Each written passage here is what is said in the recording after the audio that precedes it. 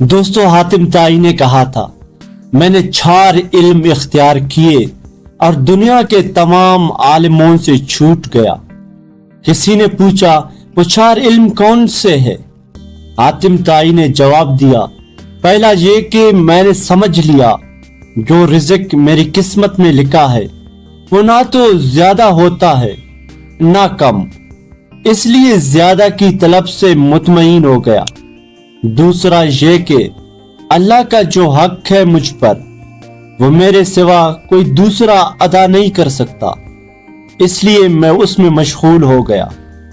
تیسرا یہ کہ ایک چیز ڈھونڈتی ہے اور وہ ہے موت، میں اس سے بھاگ نہیں سکتا لہذا اس کے ساتھ سمجھوتا کر لیا۔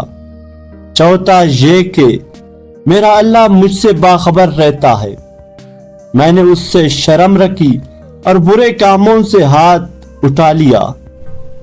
دوستو اللہ تعالی ہم سب کو اپنے حفظ و امان میں رکھے۔ ہم ملیں گے ایک نئے ویڈیو میں، تب تک آپ کا اللہ نگہبان۔